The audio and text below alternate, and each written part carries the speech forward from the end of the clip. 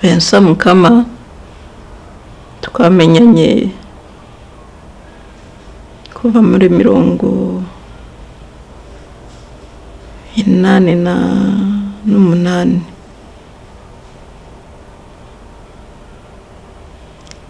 Yabaye inshuti za basaza banjye, famiye yabo yari inshuti, bari inshuti. Namenyanye na bashiki be nkimumenya muri 91 nibwo twashakanye. Twabanye mu mahanga Kinshasa, ni naho twamenyaniye, ariko umuryango we nari nkuzi aho bari batuye mbere yuko ajya Kinshasa. Tumaranye imyaka 29 dushakanye. Twabyaranye abana 4, bahungu n'umukobwa wa bucura.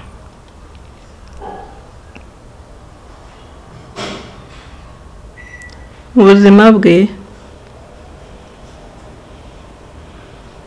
namwigiyeho byinshi.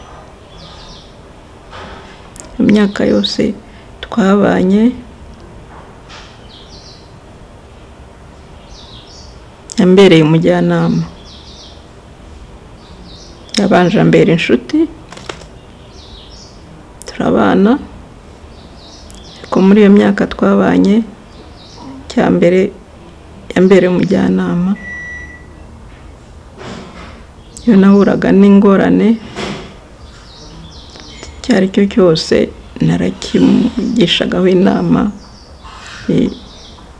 kandi akangira inama nyakuri, inama zubaka.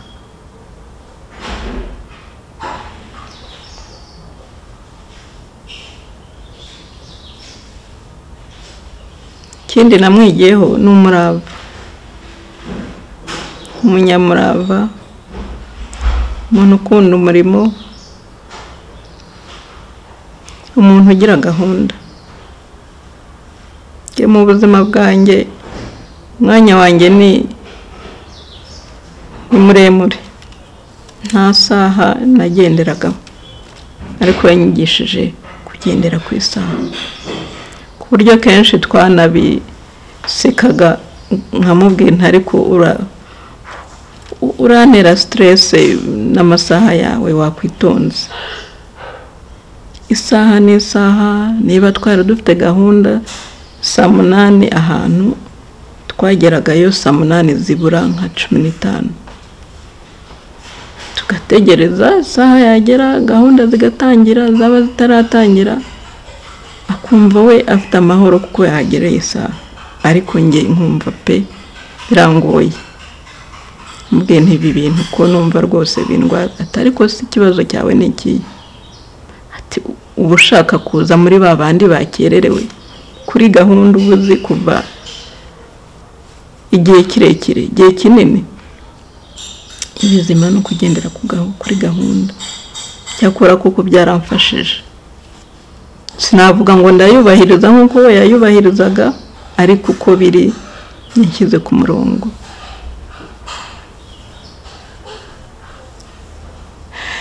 Ikindi navuga ni uburere bw'abana. Mbere no kuvuga uburere ni ukuntu yabitagaho. Ntabwo yari wa wundi uvuga ngo mu bebe ni gutegereza mama akaba ari we umukorera byose. Oya, yafataga umwanya wose, akaba yafata umwana akamuhagira igihe ntarataha narava mu kazi, akamumenya kuri byose. Bigeze mu burere rero bwo murabyumva ko bitangirira hasi, kumwitaho akiri umubebe arinda akura, amutoza ingeso nziza, umuco mwiza, no kugira umurava, kugira gahunda.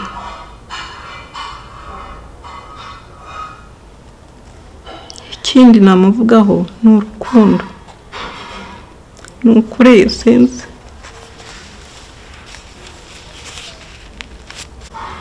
umuryango, inshuti, abana. Ubu niba nashobora kubivuga ko nari naratese nkabyiyemeza kubivuga, mwagira ngo ni ugukabya, ariko nari wa wundi nyine kugeza abana bafite nk'imyaka 15, bijyanye n'amakurse yose niwe wabyikoreraga. Nabaga mu rugo nkamenya abana, nkaba mu kazi, ariko ikintu cyose cyo mu rugo niwe. Aho adashobora kugenda wenyine, akareba umuherekeza kugira ngo amufashe. Niba yagiye ko yakoreraga kenshi mu ntara, ni wa wundi wageraga ahantu akibuka ati ngomba kureba icyo nshyira abana. Agahagarara mu nzira, akagira ibyo agura, akazana mu rugo. Nubwo ari inshingano ze, ariko hari benshi ibyo ngibyo batabiha agaciro, kavuga ati mu rugo n'ubundi birahari, bazabishakira hafi, kuki ngomba kuva kure ndwana no gutwara ibintu, gushaka ibintu mu nzira. Niba agiye mu safari, impano zari zose. Navugaga ko ntabwo narakoraga, nari umukozi, ariko kuva telefone za mbere zigitangira sinigeze nigurira telefone kugeza ejo bundi. Telefone irasaza, akagura indi, yaba yavuye kugiye akavuga ati ariko telefone yawe ntabwo ari byo, ukabona yankoreye surprise, nataha ngasanga akantu kari aho yafunze, nafungura ngasanga ni telefone. Ubwo ni urugero rworoheje ntanze, ariko impano zo zari nyinshi. Ubwo navugaga ku bijyanye n'urukundo. Urukundo rwe rurakabije, rurahebuje. Umuryango we, umuryango yashatsemo bose ni inshuti ze. Navugaga ku rukundo rwe rero agirira umuryango wanjye, agirira famiye ye, agiriraga n'abandi bose. Namenye inshuti ze nyinshi, yabanaga n'abantu b'ingeri zose. Hari abaciye bugufi, abana, abakuru. Abantu bakamwibazaho batari ko Suriya ni inshuti ya Vincent bite, ntibabyumve. Abantu bakamubwira, bakavuga atarega ntimumuzi mwebwe, ntabwo mumuzi. Aravuga ngo wambaye ikirezi ntamenya ko kera. Niko byari bimeze. Arafite amakarite menshi yo kwicisha bugufi, kwitanga, umurwanashyaka w'umuryango mugari, atari umuryango we wo hafi. Ko rero mu bijyanye n'ubuzima twabanye, ariko navuga no ku mibereho ye muri iyi minsi ye y'uburwayi. Imana yaranshoboje kumurwaza, ntabwo byari byoroshye.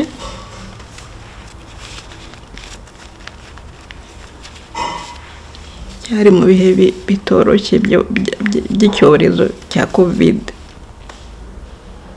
ariko nagize abavandimwe, nagize inshuti, nubwo bitari byemewe ariko bambaye hafi mu buryo bwose. yagize amahirwe yo kumurwaza, Imana iranteguza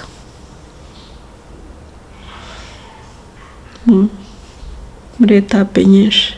Ntabwo nabibonaga ko ari umuntu uri bugende, nubwo namurwaje mbona ko bitoroshye, ariko Nyagasani yaranshoboje, yari imbaraga, ampa imbaraga, nshobora kugira kumurwaza kugeza ku munota wa nyuma. Ariko ubwo sinavuga ngo ni jyenyine, nari hamwe, Imana yaramfashije, ariko cyane nari hamwe n'abavandimwe. Shimira ubwitange bwa buri wese akoze uko ashoboye ngo atube hafi.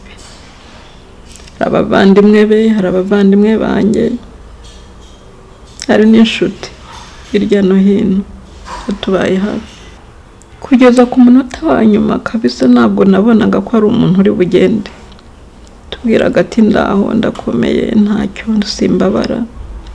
Ibyo ndabishimira Imana cyane ko atababaye nk'uko yabitubwiye. Tubwiraga ati ndumva gusa nta ntege, ariko ntabwo mbabara. Ntabwo byari byoroshye kubona umuntu wawe agenda. Twari tuzi ko tukimufite igihe kinini, ariko Imana yaramuduhaye, ni nayo yamwisubije, yaramukunze aramwisubiza. Turayishimira ko yamuhaye inema zo kugenda neza, atababaye, atagaraguritse. Kuba tutari kumwe nawe, tutakimufite, ntabwo byoroshye, ntabwo bitworoheye. Ari abana, ari umuryango mugari, ari inshuti. Ariko ndashimira cyane ko Imana yamushoboje, ko yamenye Imana, yari ayizi, yari umukristo, kandi ndizera ko aho agiye ari heza. Gusa tuzamubura, biratubabaje, birababaje. Yagiye akiri muto, ariko Imana yaramufashije, inshingano ze nyinshi yarazikoze, zigezeho. Icyo tumwifuriza ni ukuruhukira mu mahoro y'Imana, Nyagasani akamwakira mu bwami bwe, akamuha iruhuko ridashira. Tuzahora tumwibuka ubuziraherezo. Tuzagerageza gukora ibyo yadutoje, ko twamwigiyeho byinshi. Igendere mu mahoro, nshuti yanjye. Imana yaragukunze, irakwisubiza, iguha ibihembo bikwiriye. Muraho. Kuvuga papa byadutwara iminsi, ariko nagerageza guhina amagambo. Papa yaranzwe n'urukundo, umuco yadutoje tukiri bato, zaneje ubundi. Yaba ari hagati nk'abana be n'umuryango cyangwa n'inshuti. Muri grande vacances tubwiraga ko priorité ya mbere ari ugusura la famille n'inshuti. Papa yadutoje umuco wo gukora neza. Ndabyibuka uko année scolaire yatangiraga, twagiranaga nawe imihigo, akatwizeza icyo dukeneye cyose kugira ngo à la fin de l'année tuzatahane amanota meza. Ni ibintu yadutoje kuva tukiri bato kugeza na n'ubu, ni ibintu tukigenderaho. Papa était très matinal, ibintu byo kuzinduka yadutoje tukiri bato. Yaba ari muri weekend tugakora salongo mu rugo cyangwa tukajyana nawe mu muganda.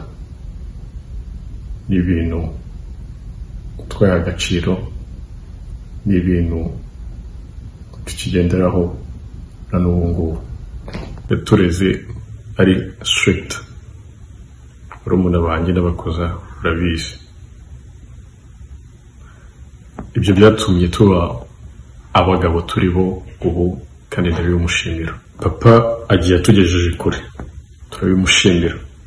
Na bucura bwe kaminuza ayigejeje kure.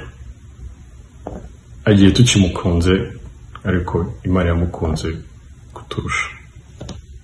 Agiye aheza, asanze bakuru be n'ababyeyi be. Yabayeho nk'imfura, kandi agiye gipfura. Mu rurwayi bwe yitwaye igitwari.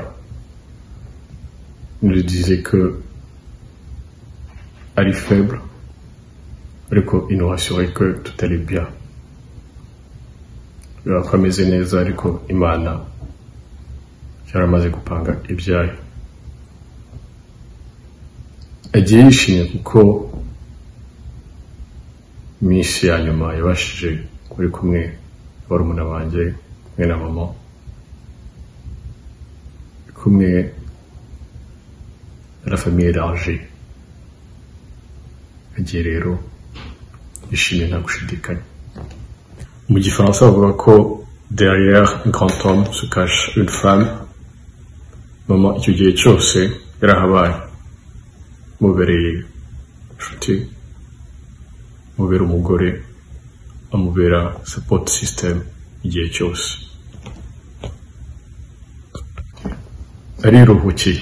Iruhukiye mu mahoro, kugira ngo mwizeze ko imico dutoje, indangagaciro dutoje tuzazikurikiza kandi tuzazizirikana, ko tuzakomeza gukundana, ko mama tuzamuba hafi. Rero ndagira ngo mbabwire Sandrine, Christian, Crédit et maman, je vous aime. Pas est parti déiment. Imana mwakire wayo. Nitwa Sandrine Mugabekazi, nkaba ndi bucura bwa Mukamakarato Vincent. Papa mu buzima bwe bwose, cyane cyane no ku munsi wabanjirije umunsi yigendeyeho, yari umuntu waranzwe n'urukundo, ubugwaneza, kuba hafi y'inshuti n'abavandimwe. N'umuntu wishimaga cyane kubona umuvandimwe we cyangwa se umuntu mu muryango we uje kumusura cyangwa inshuti, cyane cyane mu burwayi bwe, aravuga ati Imana ibahe umugisha. N'umuntu wari strict cyane ariko yaduhaye discipline iri strict, cyane cyane mu bwana bwacu. Ngewe nivuze, hari igihe najyaga ngira ubwoba atashye, mva nakwiruka nkajya kwihisha, ntekereza ko ntigeze nkora nk'amadevoir yanjye cyangwa se ko ntaryamye saa sita. Ibyo nibyo cyane cyane nakundaga kwirukira kuko nabaga nzi ko atari bumerere neza. Ariko uko nakuraga kugerana n'ubu, mbona impamvu yabaye strict mu kuturera. Yashakaga ko tugira uburere bwiza, yashakaga ko tuzavamo abantu bazima,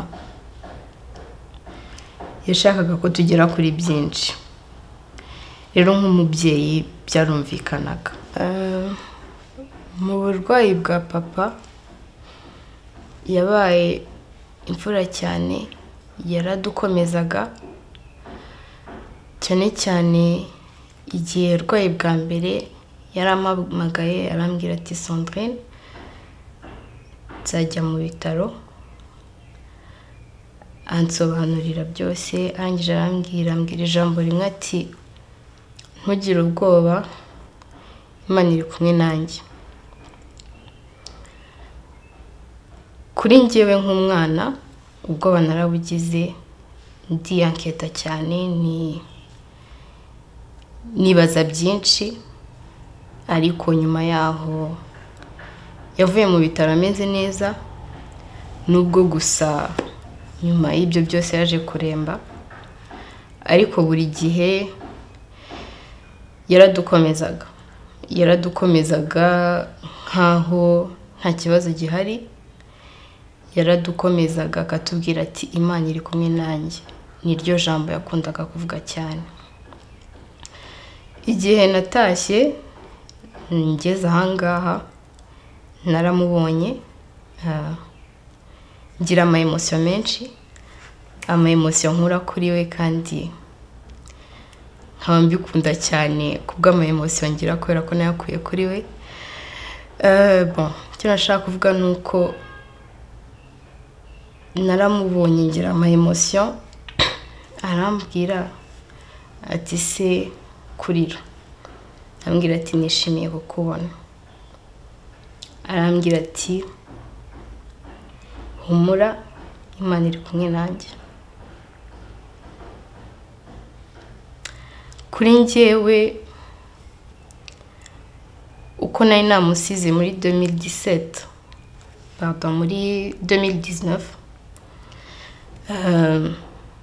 nuko namusanze ejo bundi byateye shock nini cyane kuri njyewe. Donc n'igihe kinini ntamubona n'ibyo yanyuzemo byose kuri njyewe byabaye ibintu bitoroshye, ariko narishimye cyane kumubona koko. Nishimira kumurwaza, yakundaga kumpamagara kambwira ati cara iruhande rwanjye, agakareza ukuboko kwanjye nanjye nkakareza ukuboko kwe. Kumwitaho mu burwayi bwe ni ibintu nakoze nishimye cyane, ko byari umugisha kuba hafi ye kumurwaza, nubwo rwose ntari nzi ko asigaje igihe gito. Nkigera aha ijoro rya mbere yanze kurarana n'umugarde malade, aravuga ati ararana nanjye, ndamuraza. Iryo joro twaraye tuganira,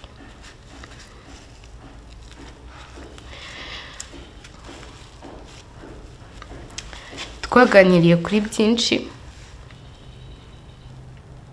kuri byose, ubuzima bwanjye bwo muri Canada, parcours yose yaciyemo kwa muganga. Mbese twamaze nk'amasaha 2 mu ijoro tuganira, akambwira ati ntugire ubwoba, komeza umvugishe, nari nkukumbuye. Nanjye nareba eta arimo hagira ubwoba, nkavuga ati ewana papa ko ndi umumare makukara, ariko narakomeje ndamuganiriza kubera ko nanjye nari mukumbuye cyane.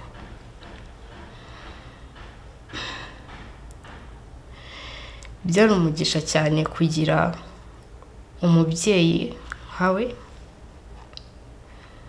Nzi ko agiye aheza, avuye ahantu hari imibabaro, ahantu hatari shyashya nimba ariko navuga.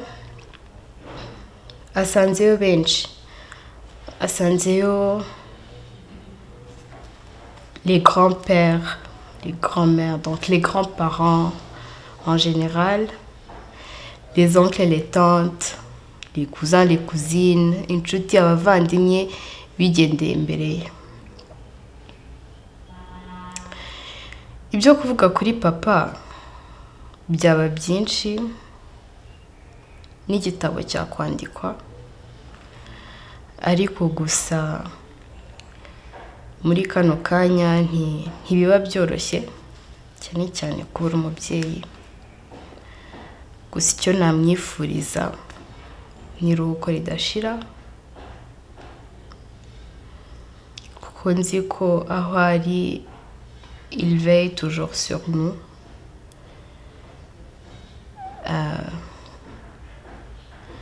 Ashobora kuba avuye mu buzima bwacu bwa buri munsi, ariko mu buzima bwacu bwa buri munsi bwo kumubona buri gihe, cyangwa se twaba tudahari tukamuhamagara utumessage, udufoto, ariko nzi ko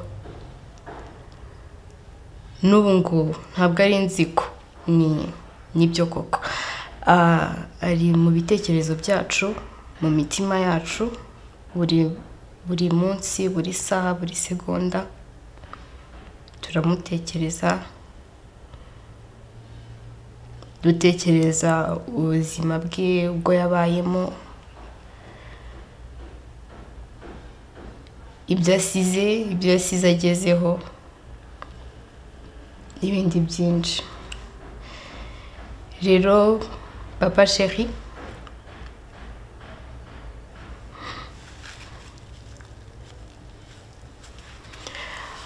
aho uri uruhukire mu mahoro.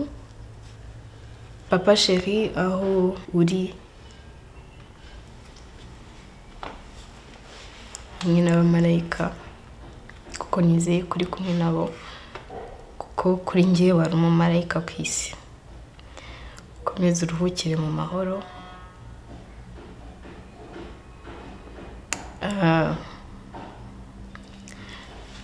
Ibyo watubwiye mu minsi yawe ya nyuma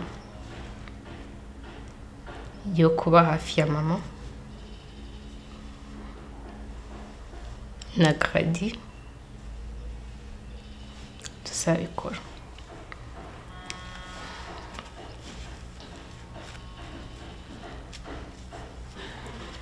Nemereye papa ko ntazigera mbi ikigwari mu bana be, ko ntawe uzaba ikigwari, kandi koko nta n'ubwo uzakiba cyo, kandi on verra toujours sur maman et sur Grady, ntacyo bazaturana. Tuzakomeza urukundo n'uburere bwiza watwigishije. Amazina yanjye nitwa Mukama Jean Claude Grady, ni kuriya banyita mu marenga. Aba ndi umwana wa kabiri. Nk'uko mubibona mfite ubumuga bwo kutumva no kutavuga, ariko ndi gufashwa n'umusemuzi kugira ngo abasobanurire neza ibyo ndi kuvuga. Uyu wapfuye ni papa wanjye, ni umubyeyi wanjye nakundaga cyane. Mu by'ukuri tuvuka turi abana bane, ariko ngewe ku giti cyanjye uru rupfu rwiwe rwanshenguye umutima cyane, rwambabaje. Ntabwo mfite uburyo kinabisobanuramo, mfite agahinda kenshi cyane. Imana yo mu ijuru hamwe na Yesu Kristo hamwe nawe baguhore hafi mubyeyi wanjye, nicyo nifuza, kandi tuzahora tukibuka nk'umubyeyi wacu. Ndagukunda cyane mubyeyi, kimwe nk'abavandimwe banjye bose, yaba mu muryango. Mu by'ukuri turagukunda, ni ukuri turagukunda papa. Ubu ngubu uko mbona meze, ntabwo meze neza cyane, ariko ni ukuri nubwo mfite gucika intege ntakomeye, ntabwo mfite guheranwa nabyo. Nkanjye papa wanjye mu by'ukuri yaramfashije cyane mu gihe cy'amashuri, igihe nari ndi umwana. Yamfashije kwiga amashuri muri primaire i Nyamirambo mu bana bafite ubumuga bwo kutumva no kutavuga. Icyo gihe nyasoza nagiye muri secondaire i Butare, nanone mu ishuri ry'abafite ubumuga bwo kutumva no kutavuga. Nanone nyarangije yemerera gukomeza kunyishyurira kaminuza nigana n'abandi badafite ubumuga. Icyo gihe rero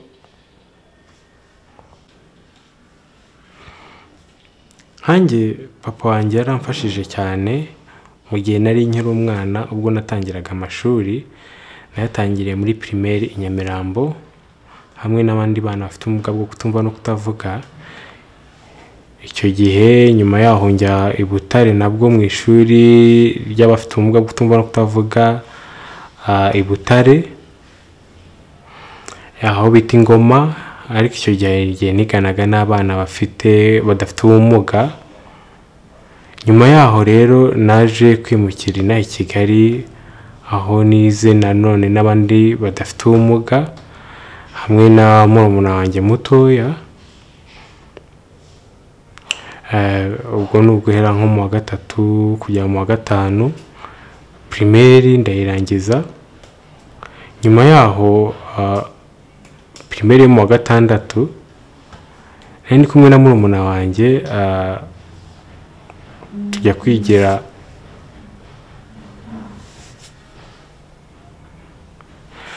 kwiga Horizon muri primaire mu wa gatandatu. Nyuma yaho turangije nibwo kujya muri mashuri yisumbuye mu wa mbere kujya mu wa gatatu twigaga i Butare i Gatagara mu ishuri ry'abafite ubumuga bwo kutumva no kutavuga. Nyuma yaho guhera nko mu wa kane kugera mu wa gatandatu nabwo nize hano muri Kigali kwa paperi. Ndangije mu wa gatandatu nyuma yaho nkomereza kwiga muri kaminuza mu wa mbere kujya mu wa gatatu, ubwo ni imyaka 3 nize muri kaminuza ndayirangiza. Ibyo byose n'umubyeyi wanjye yabimfashije mu byose uko mbibabwiye, ndabimushimira cyane kandi biranshimisha. Nukuri mubyeyi ndagukunda, warakoze cyane kwemera kumfata neza kandi ukanyishyurira amashuri nkanjye umwana ufite ubumuga bwo kutumva no kutavuga. Ndabizi hari abandi tumeze kimwe bitagiye byorohera, ariko nkanjye wajya umfasha.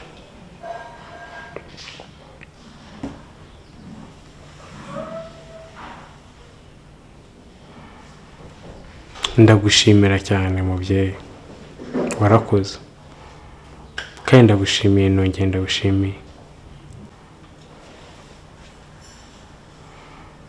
Nkiri kwiga kaminuza ndi kuyirangiza ngeze mu wa gatatu mu mwaka wa nyuma muri 2019 mu kwezi kwa gatanu,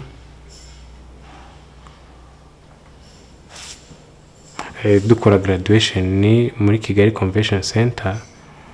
Mu by'ukuri narishimye cyane kwa kabyeyi baranshimiye bavuga ko nahindutse umuntu w'umugabo. Narishimye cyane, byaranshimishije kandi bikanyeka ko ababyeyi banjye banankunda kimwe n'abandi. Hari n'amafoto y'urwibutso mu by'ukuri tugiye dufite. Nyuma yaho nibwo umubyeyi wanjye yaje kurwara.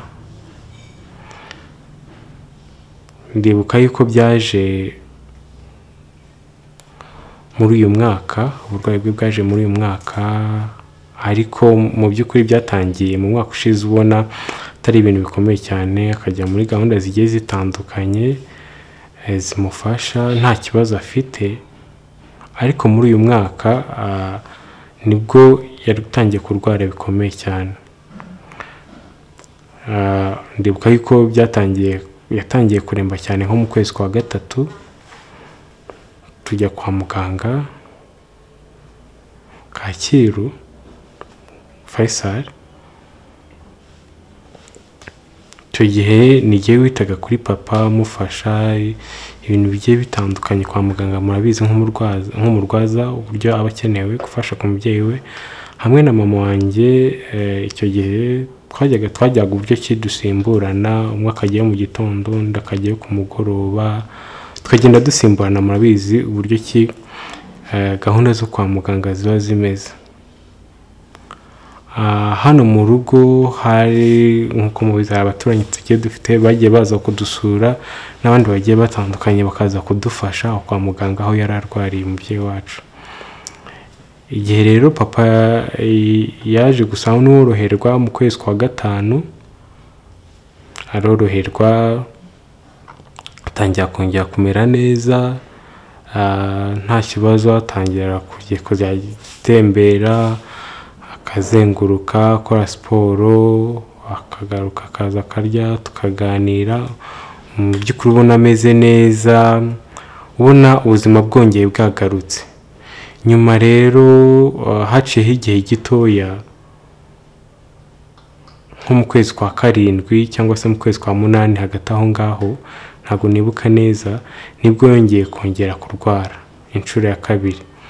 Inshuro ya mbere yarwaye aroroherwa ariko ubwa kabiri birongera biragaruka. Icyo gihe mu by'ukuri twumvaga tubuze uburyo ki tubigenza, ariko nkanjye nkavugana na mama nkavugana na papa nkabwira ati nta kibazo, kwa muganga harahari tuzajya dufashanya, niyongera no kujya mu bitaro turahari nk'abana be kugira ngo tumufashe. Nemera kureka akazi kanjye, ndavuga reka nkareke njye gufasha umubyeyi wanjye, ariko umubyeyi wanjye arabyanga, aravuga ati nta kibazo wakakomeza kandi ukaza ukananyitaho, byose wabishobora. Icyo gihe rero najyaga gukora, hanyuma haza no kumusura ku kazi. Murabizi namwe amategeko ya covid ntabwo yatwemereraga gutindayo cyangwa se kumara ahantu igihe kinini, ariko uko nabishobozwaga nabonaga kanya najyaga kumureba. Nyuma rero nko mu kwezi, mu ntangiriro z'uko kwezi kwa 9, ubwo yararyamye mu rugo asa n'uworohewe, yaragarutse mu rugo, nazaga kumureba nagiye ku kazi, nkaza kumubaza uko ameze, uko yagiye aramuka, kimwe n'abandi bo haba hano mu rugo mu muryango bakaza kumubaza, ndetse tugasoma n'ijambo ry'Imana tugasenga, tukajya mu mirimo isanzwe. Ariko mu by'ukuri ukabona ntago ameze neza cyane. Nyuma rero ari ku cyumweru, ari nka nijoro nka saa 8 za nijoro hafi saa 9,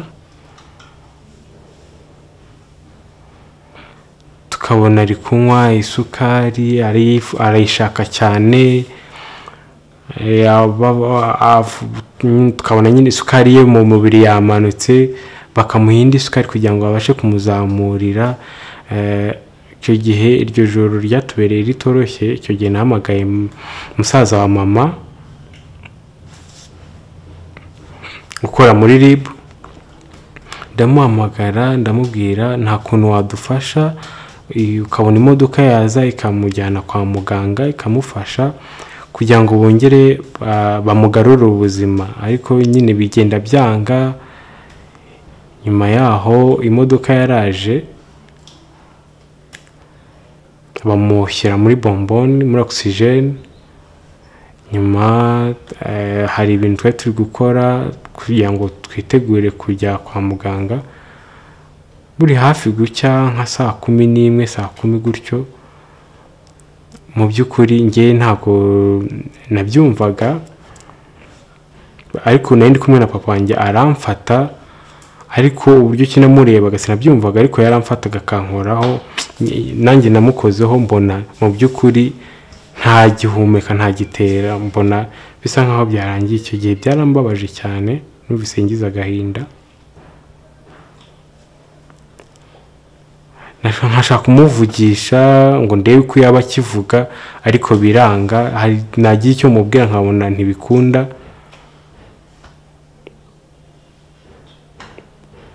Ariko mu by'ukuri nta kundi. Ndabashimira cyane, murakoze. Nitwa Kirenga Viviane. Papa David ni oncle wanjye, ni ukuvuga ko ni oncle paternel, murumuna wa papa. Papa David muzi kuva ndi buto cyane, ni ukuvuga iyo umwana atangiye kugira ubwenge bwo kumenya abantu babana mu rugo, tonton Vincent yarahari, ari mu rugo, ari umuntu tubana.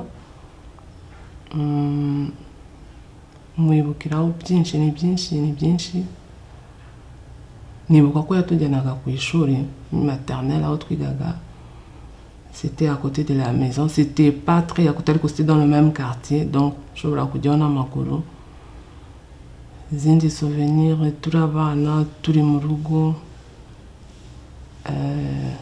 tuntu dusekeje twadusekeje, ni ibintu byadusekeje tumaze gukura, ariko turabara twabonaga ari ukuntu que tonton nous est très droit, tendre avec tout le monde, très gentil. Ariko ibintu byose biri ku murongo yabaga avuye ku ishuri à l'université ya wenda avuye ku ishuri akaza agafata douche akarya akicara muri salon shaka kureba televiziyo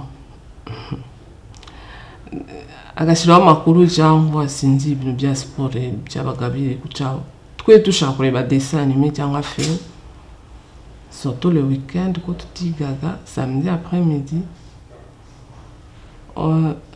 akicara mbere ya televiziyo s'assoupissait igitotsi kikamitwara natwe nk'abana tukaza tushaka guprofita guhindura. On avait le choix entre télé Zaïre na télé Congo Brazza. Télévision zakira na télécommande zagiraga. Donc guhindura ukatona kakanu kakagenda gasakuza. Yakumva ari ikintu cyasakuje akakanguka muri mubiki tukirukanka ko muri ko tonto waturetse tukareba televiziyo ati nguya mugende mujye gukina. À l'époque byaraturakazaga turabana ariko après tumaze gukura tukagenda tubisubiramo ba David tuti papa kuno twabanye ubundi turakura mona souvenir ni nyinshi avec ses frères ses sœurs umuryango kwangamije bakundana.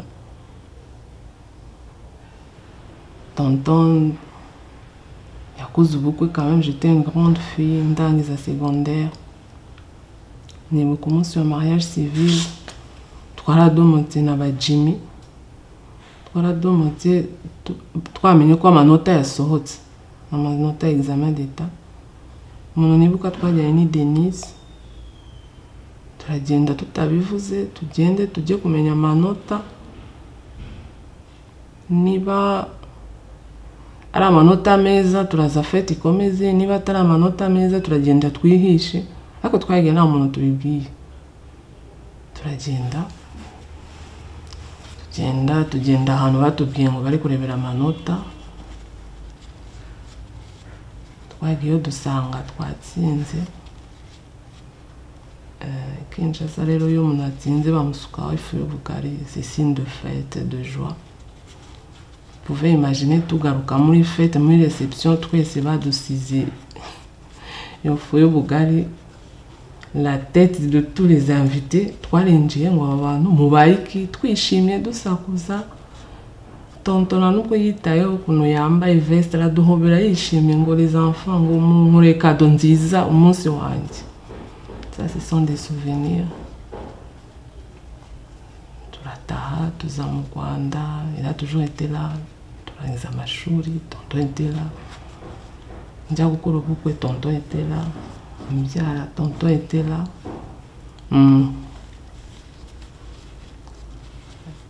Ibyo mwibukiraho ni byinshi ko buri wese aravuga relation particulière yari afitanye nawe ariko nibuka yanitaga ku mazina yanjye très rarement yavugaga Vivi wenda twicaranye n'abandi ariko yakuvugisha wowe akavuga ma fille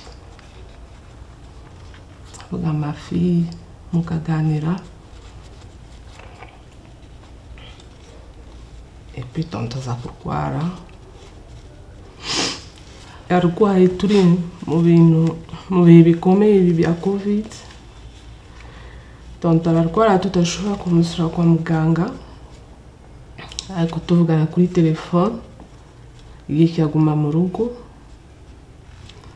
ariko ce qui nous reconfortait nuko nje personnellement ndavuga muri message zose muri appel zose yakunda kuvuga Imana turi kumwe yavuga Imana turi kumwe nkangira ubwoba nkanyishima ndavuga kubika akomeza kumvuga ngo kutubwira ngo Imana turi kumwe nuko abona ça fait approcher nabyibaje kenshi hako tubona avuye mu bitaro gahunda aguma mu rugo ivuyemo tuza kumusura mu rugo turaganira twicaye no muri salon tuganira ubona ari faible mais ça allait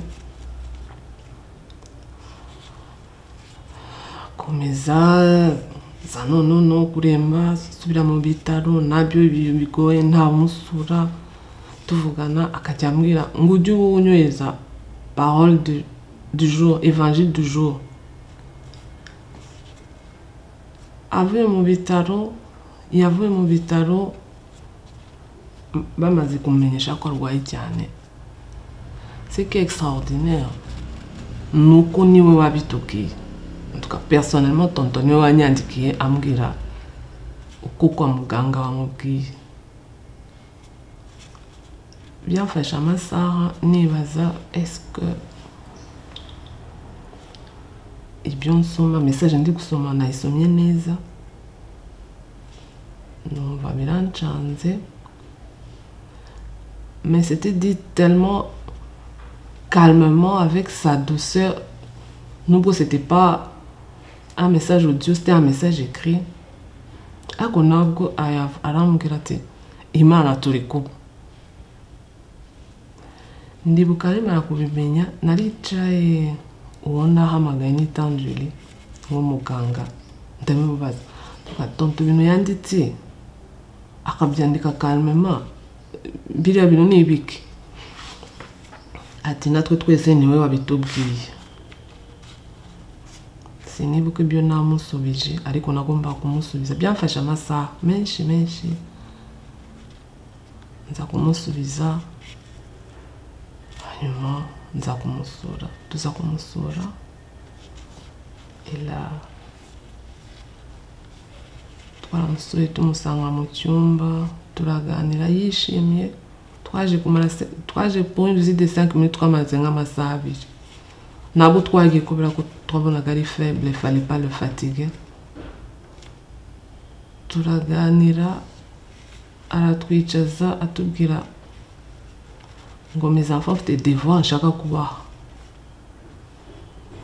J'étais avec Ngenzi mon frère et Inès ati ari devoirs nshaka kubaha mwe batatu tuti devoirs nta kibazo ati ni devoirs ikomeye ariko muyemere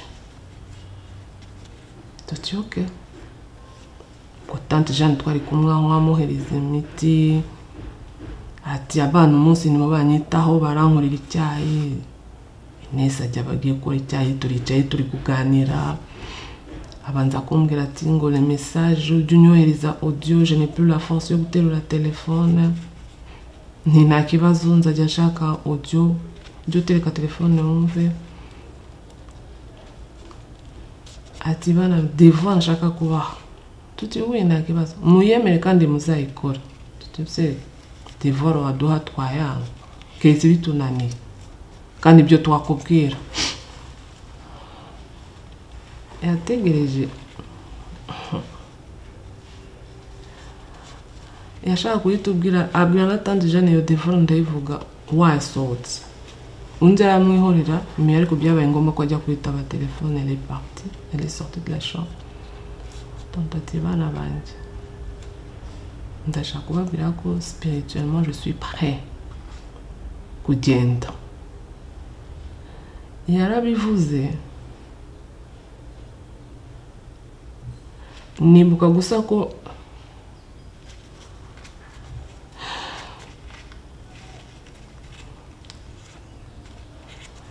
amarira yasaza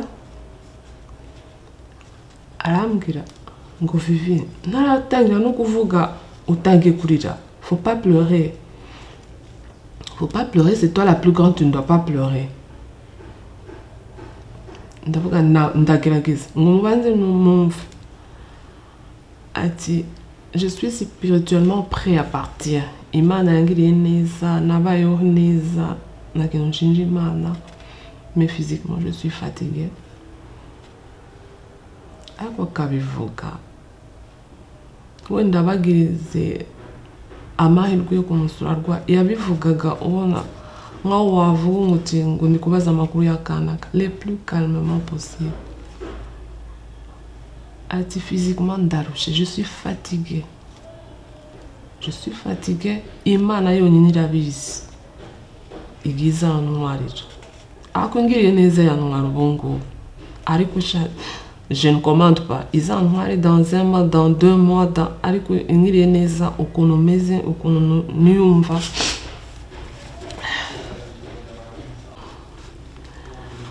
ukuntu niyumva ndashaka kwigendera ngende ntarababara cyane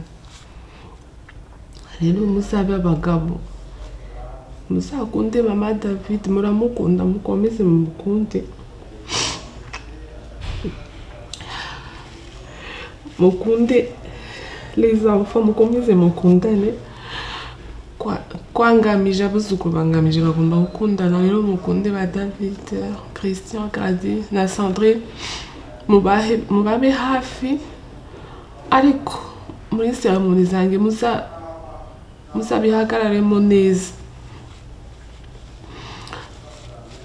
ahita abwira Ngenzi niwo umugabo uri hano tu conduis cette voiture là abandi n'uzabatwara muranyumva Vivi na Inès vous pouvez imaginer dans quel état twari tumeze arangasubiramo ngo Vivi nakubujije kurira ati ne pleure pas twarabanye turakundana naho nzajya nzankomeza mbakunde namwe ndabizi ko muzakomeza kunkunda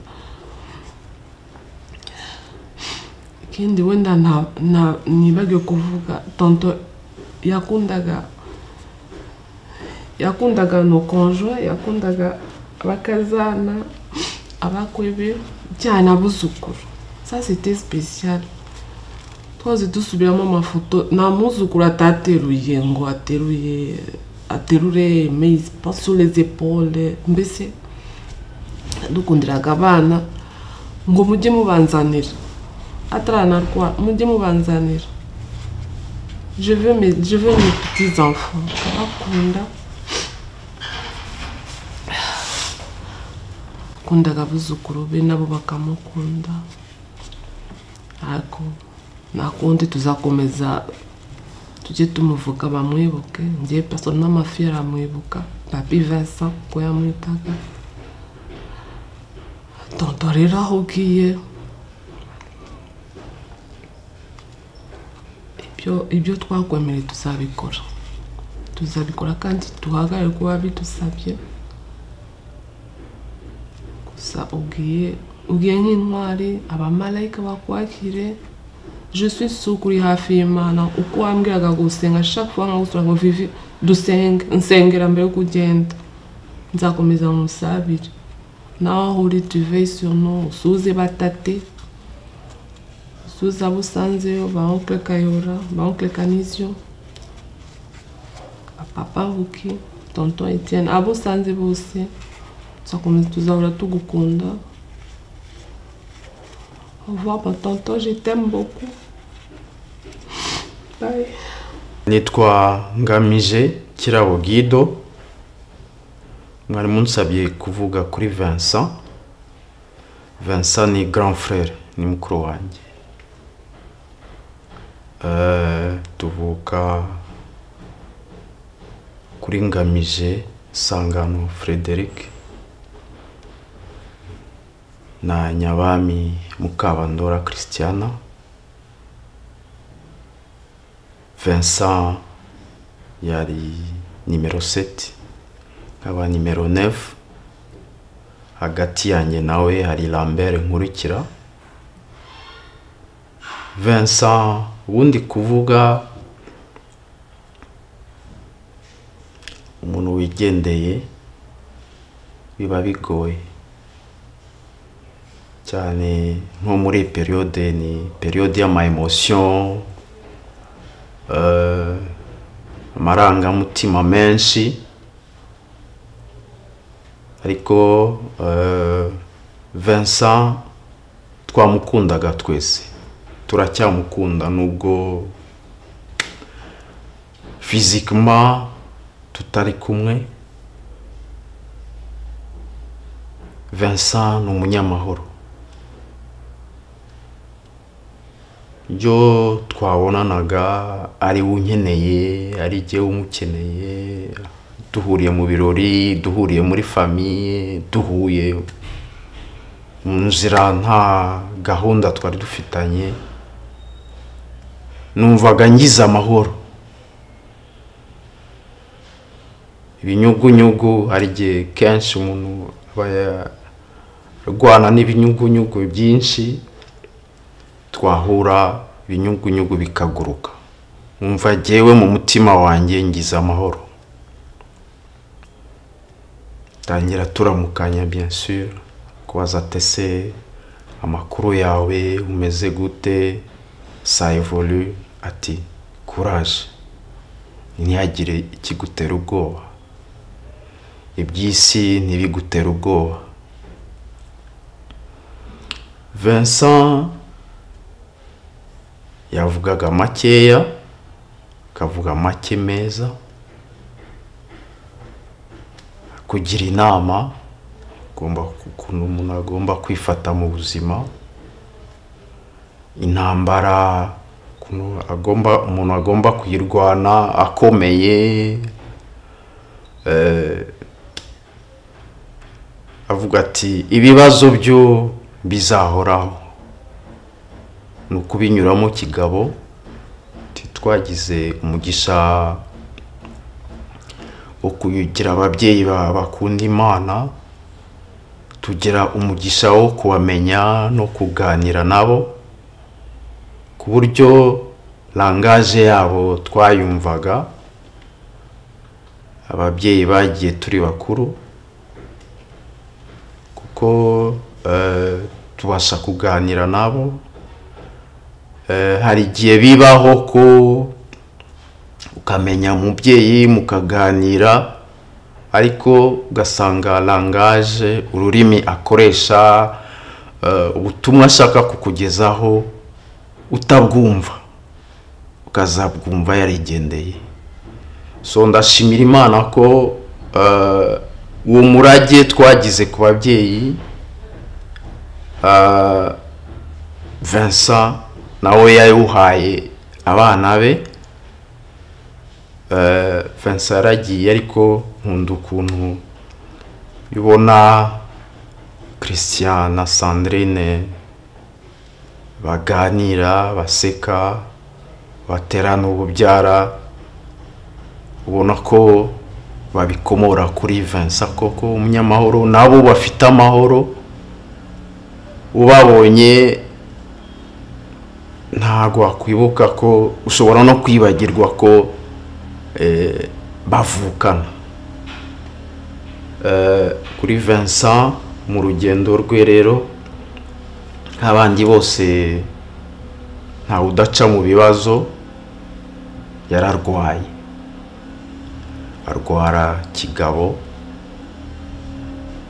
arwara mu bubabare bwe bwose, afite morale, mukaganira ubona akomeye, kandi nawe akakugaragariza ko akomeye.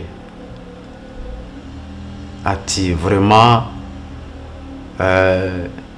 muhumure. Naramurwaje muri Faisal, twararanye tuganira, ati icara hafi, kandi mu bubabare bwe, mu burwayi bwe, agasigara afite imbaraga. Abwira ati ibuka, wibuke kuryama, wibuke gufata icyo kunywa, wibuke gufata icyo kurya, wibuke ibintu byose. Mbese mu rugo asize bimeze gute? Urumva ko ntago yari umurwayi ucitse intege, kuko hari abo tubona kumva nyine ko yarembye byarangiye, isi yahagaze.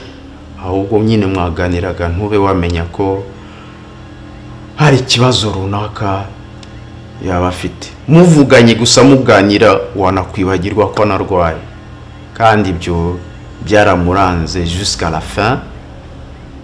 Ubwo kenshi ko twabonanye, ambwiraga ati musengere, ngasenga, mfite n'ukuntu yateraga kuraje ati nkunda yuko unsengera mu magambo yoroshye nshobora kumva, nkunda témoignage zawe wangejejeho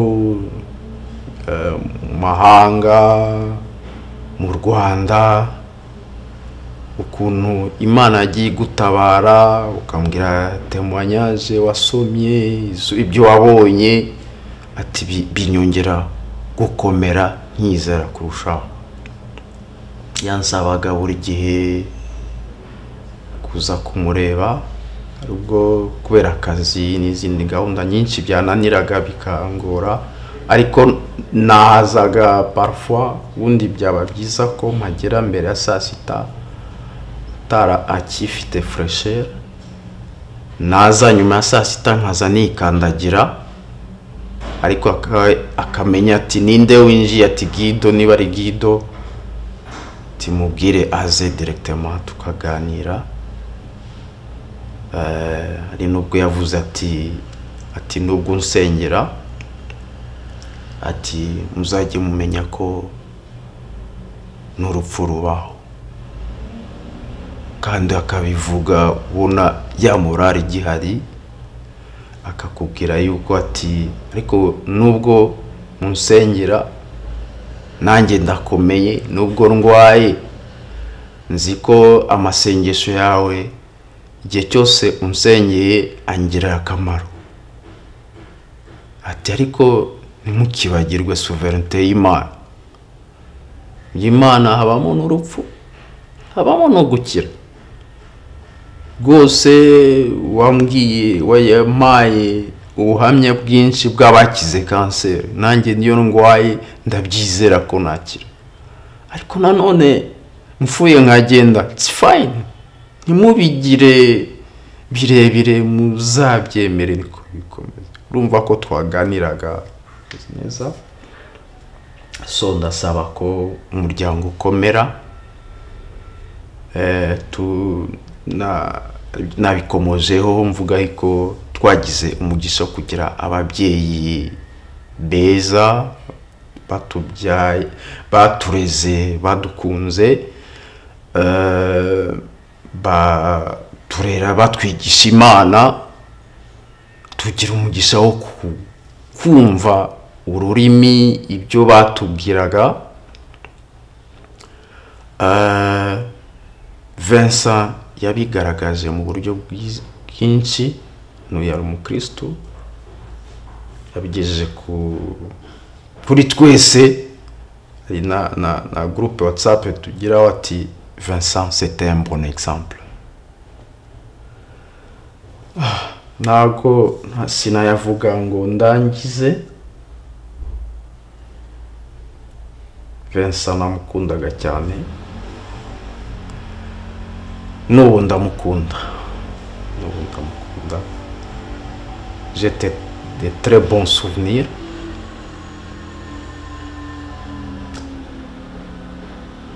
Mana yagutwaye ataruko ikwanze. Je suis sûr yuko Mana igukunda kuturusha. Kwakire mu bwami bwayo. Imana idushoboze gukomera, gukomeza gukundana, gukunda n'abandi bose sans condition, nta mananiza rwose. Ndashima akanya gatoya mbonye kugira ngo ngire buhamya ntanga ku muvandimwe n'inshuti Vincent Mukama, uko muzi kuva akiri muto, kuko dusa naho twakuriye hamwe kuri Goma mu Buhunzi. Hanyuma tuza no kongera guhurira Kinshasa ndetse na hano mu Rwanda. Hose rero twabanye neza nk'inshuti n'abavandimwe, ariko aho bikomoka ni ku babyeyi bacu. Ngamije Christiana ari babyeyi ba Mukama Vincent, bari inshuti z'ababyeyi bacu Bahenda na Rangwida. Rero kuva Vincent abyiruka akiri umusore mutoya, ndibuka iwacu mu rugo reference baduhaga y'umuryango w'abantu beza bitonda b'abanyarwanda yari famille yo Kwangamije. Ndetse umuntu yakora ikosa bakaguha reference bakavuga atari ko kucyo utitwara nk'abana bo Kwangamije, cyane cyane Vincent ariko yandutagaho gatoya ariko n'urungano. Ndibuka ko nta reference bigeze bampa ngo nitware nka Rambere, kuko Rambere twasaga naho twitwara kimwe, ariko Vincent yari umuntu abantu bakuru abatoya bari bamuzeho ubwitonzi, kuba ari umuntu ucisha make kandi uhora igihe cyose ari enthusiast. Icyo kintu rero yaragikuranye. Duhurira Kinshasa mu by'amashuri, ngenza gutaha kuri Goma, ndatangira ndakora, twongera kubana cyane tugeze hano mu Rwanda. Muri famille yanjye rero ibyo bya Vincent Mukama ntabwo ari byo twakoreshaga, ubusanzwe tumwita tonton Vincent, n'umudamu we tukamwita tantine kubera abana bacu. Vincent twabanye neza, n'umuntu wagiraga urukundo cyane kimwe n'abandi bavandimwe be bose, ariko akanazirikana ibyo uko ubwo bushuti bwa famille nibwo twakomeje kugenderaho, noneho birakomeza twubaka n'ubwacu. Turabwubaka, atubyarira umwana muri batisimu Brian Bahenda, nanjye mbyara umwana we muri batisimu Christian, dukomeza twitana tonton. Ariko ejo bundi iriya ndwara iramuhutaza, no mu burwayi bwe Vincent yakomeje kwihangana, uganira nawe wabonaga afite icyizere ko agomba gukira rwose, wabonaga atari wa murwayi wiheba ngo acike intege. Turamukunda cyane n'umuryango we, ariko hari Imana nayo iramukunda. Twizera ko yamuhitiyemo neza,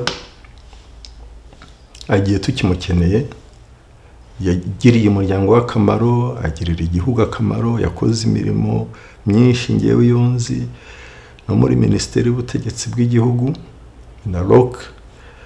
Yakoze akazi neza mu mushinga w'iterambere y'inzego z'ibanze, mu bunyangamugayo n'ubwitonzi bwe abikora neza kandi yarashimwaga cyane. Rero ngewe urupfu nibisanzwe, twese tuzapfa, ariko Vincent atabarutse neza, asize amateka ku isi meza,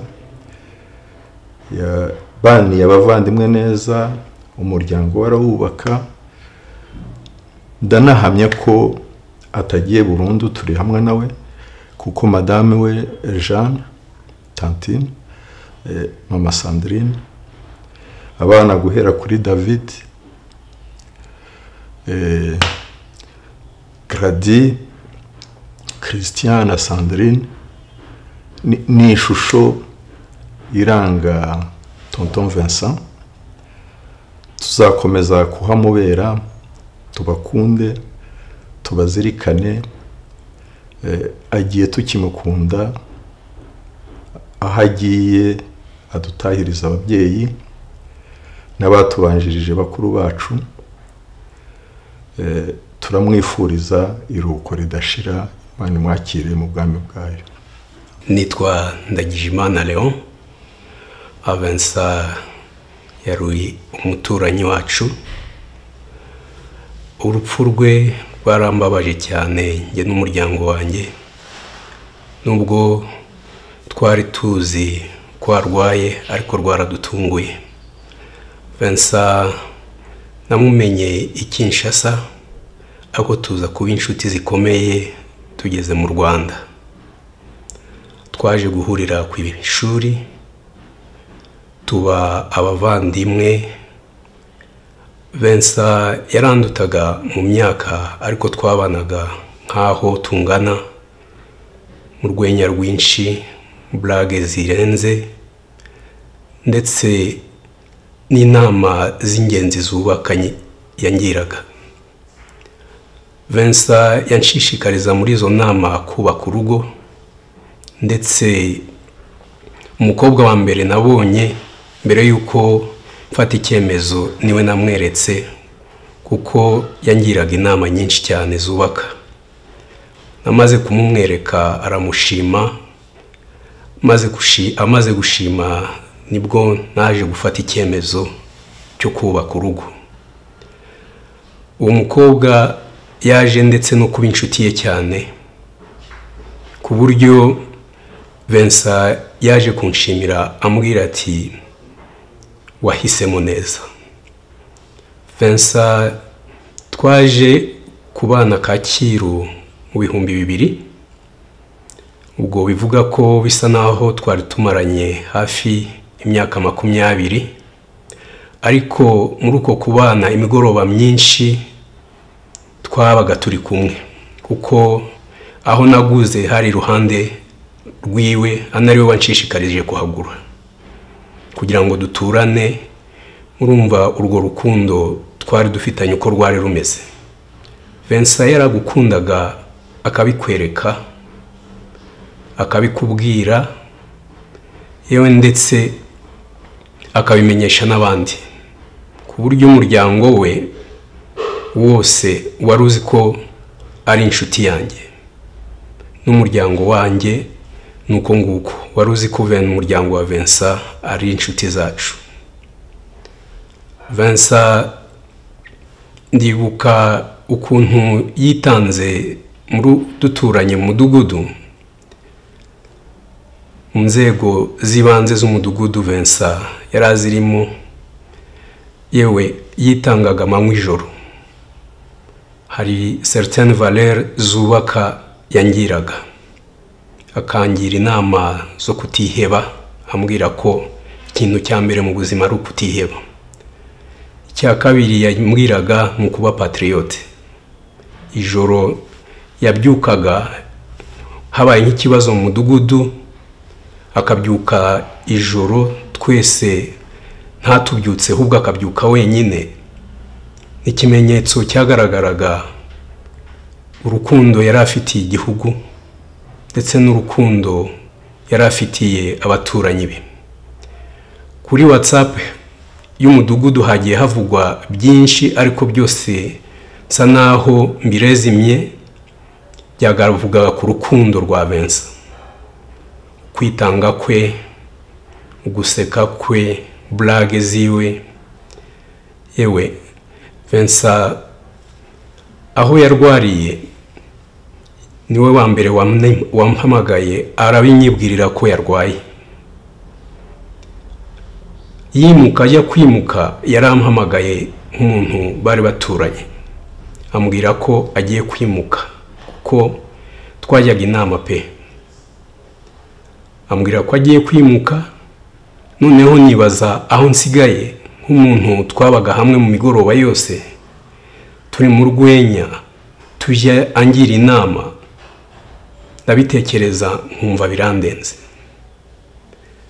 Mama David, wihangane, mwatubereye ababyeyi, twabigiyeho byinshi, ariko ndajya mu ijambo ry'Imana ritubwira ngo Imana niwe se w'imfubyi akaba n'umugabo w'abapfakazi. Mama David, tuzagusura uko mwagiye mudusura, uko twabanye, ntabwo tuzabita imugongo, tuzabasura kandi turizera yuko tuzabana kurusha. Vincent akigera hano amaze kwimuka Kacyiru, nubwo nari mbabaye, ariko yaje aturana na data bukwe.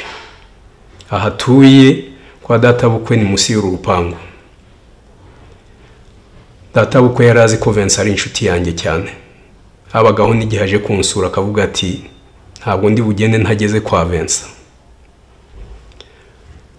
Ahangaha rero bari baturanye.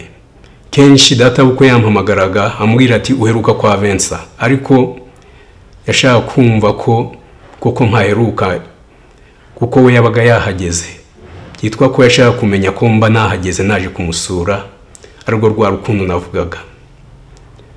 Vincent ejo bundi umwana wanjye yarambajije w'imyaka 10. Arambaza yari yumvishe ko Vincent atabarutse. Umwana arambwira igifaransa, arambwira ati papa, c'est vrai que papa David est mort. Pourquoi Dieu a accepté cela?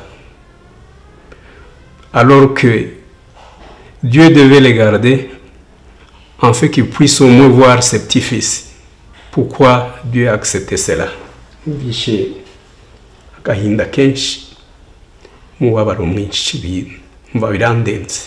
Mwana nk'uwo kugira ngo akubaze ikintu nk'icyo ntabwo biba byoroshye.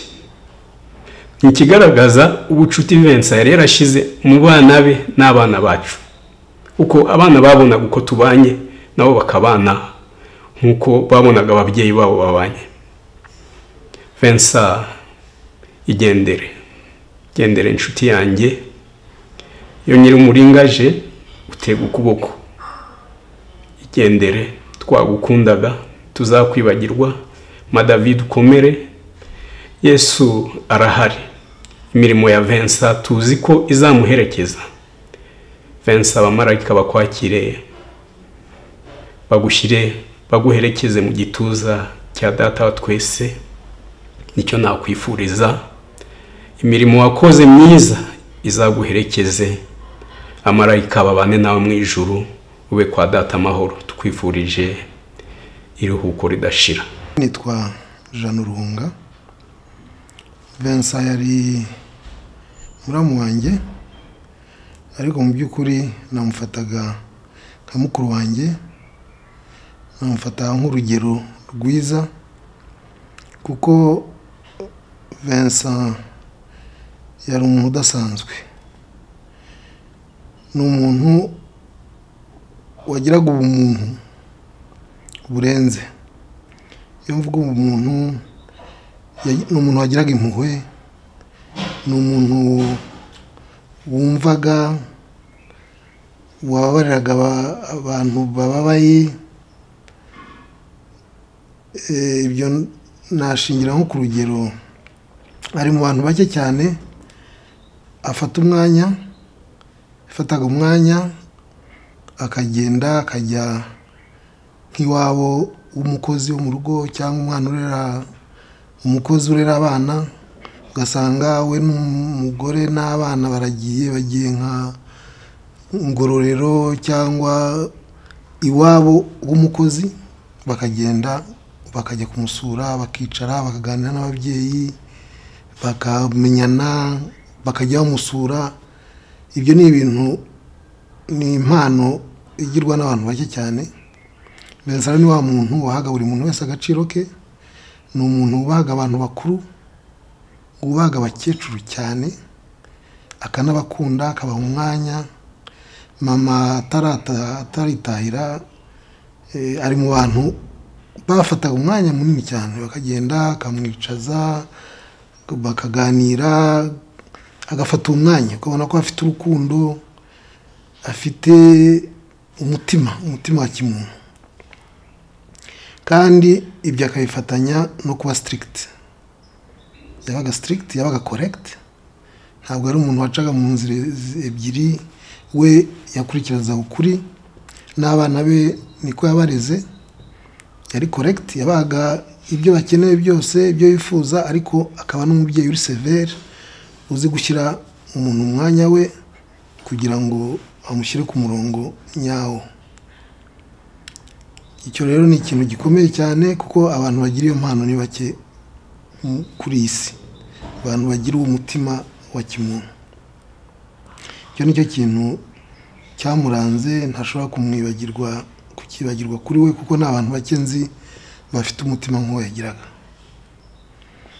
Vincent rero atangiye kurwara, twaraganiraga hafi buri munsi ari no mu bitaro.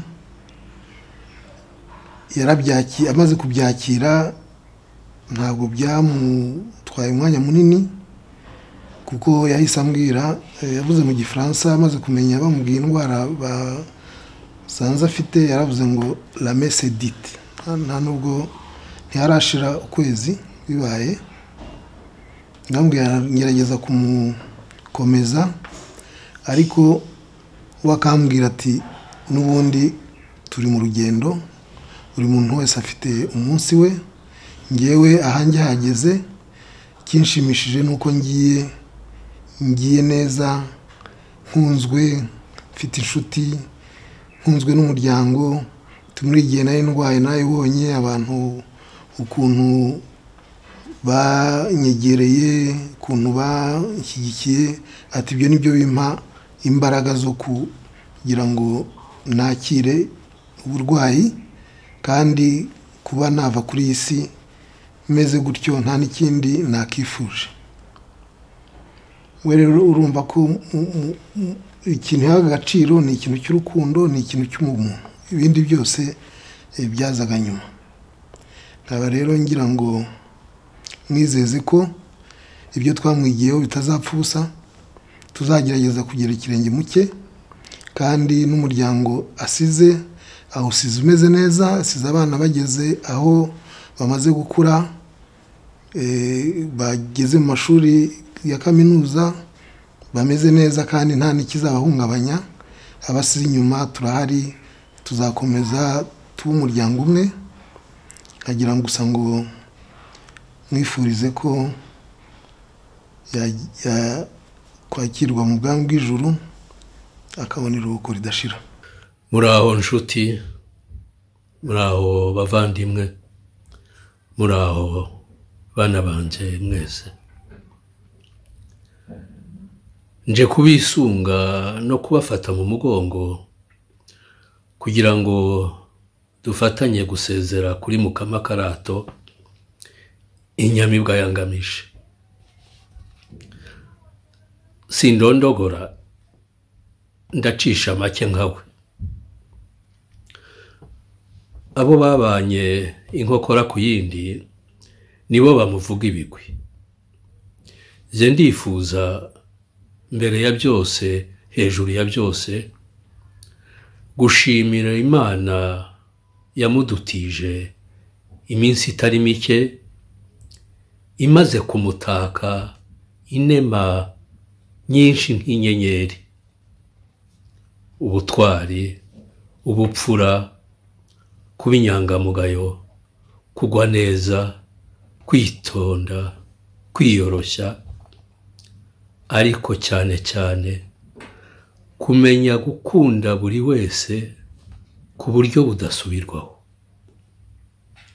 Ibyo byose ari uko abikesha kuba yaraziranye n'Imana, ari wa muyoboke udasubiza amaso inyuma. Mu by'ukuri ariko kandi hari igikorwa cye kimwe twafatanyije, nifuza ko mwakongera mu byivugo bye. Aho ntuye hano mu Butaliyani, hari ikigo cy'abagiraneza bakira za proje zo gufasha abatishoboye hirya no hino ku isi yose. Karato yafatanyije nabo imyaka 4-5. Abaha proje y'igihangange yakoze ubwe yo guhinga abakene babumbiye muri za koperative ziyubatse Indera, Gasabo, Kigali n'ahandi. Yarahagurutse arahagarara arara amajoro, muri make mu myaka mike abaturage bo muri ako karere k'u Rwanda yabagabiye inka zirenze 200. Ubuzima bw'imiryango irenze nyine 200 burahinduka, burazamuka, bava ikuzimu bagaruka ibuzima. Nguwo Karato, nta nduru, nta rusaku. Ngira ngo natwe twese yatugabiye byinshi, tuzahora tumwirahira. C'est difficile yo kuvuga tonton, surtout en ce moment. Ariko ndagerageza. Tonton a toujours été présent dans notre vie. Kuva tukiribato, il était là. On aura toujours des souvenirs et des très bons souvenirs de lui. Ivoka, qui est mon maternelle, il venait nous prendre à l'école. Et comme j'étais la plus petite, évidemment, et fatiguée, il me portait au dos, tout gâtard.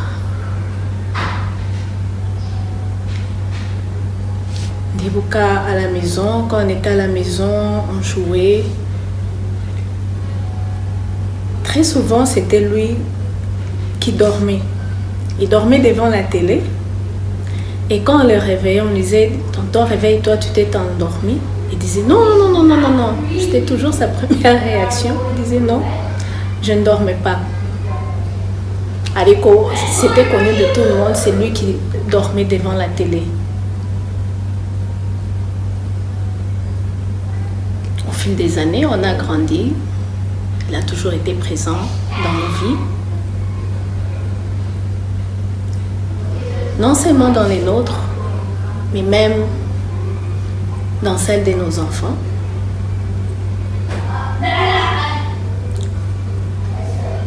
Papy Vincent, comme on l'appelle. Quand on allait les voir, il était content. Très content, il était toujours heureux de voir les enfants.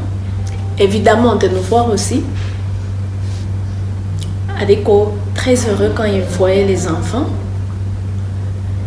Je me rappelle à chaque fois qu'il voyait les enfants, à Kabonamelia, il voulait la porter.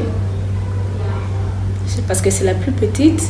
Et je lui disais, Adeko, Gomba Kuibukako, Utakiri mon jeune. Et comme il était taquin lui aussi,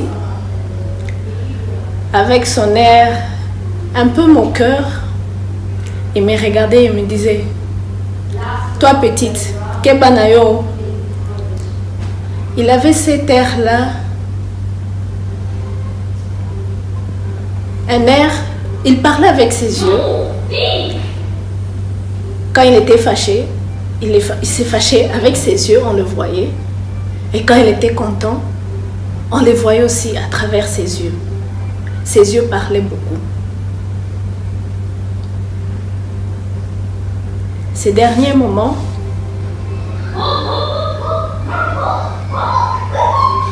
ont été difficiles pour tout le monde, évidemment. C'était pas facile de lui parler ou l'écouter. Mais j'espère que j'ai été présente pour lui comme il le voulait. J'ai fait comme je pouvais. Très souvent, après ces opérations,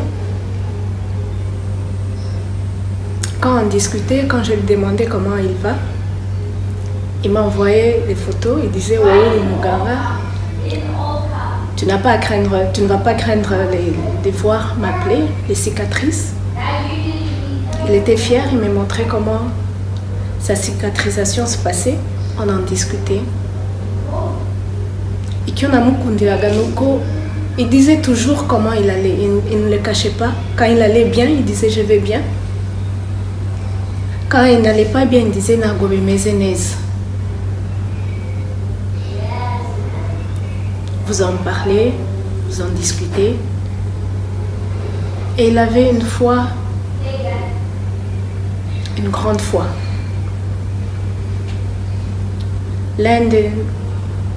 Notre dernier échange était même sur la foi chrétienne qu'il fallait partager autour de soi. Il a su les faire. J'espère que nous aussi, on sera à la hauteur de ce que lui a fait.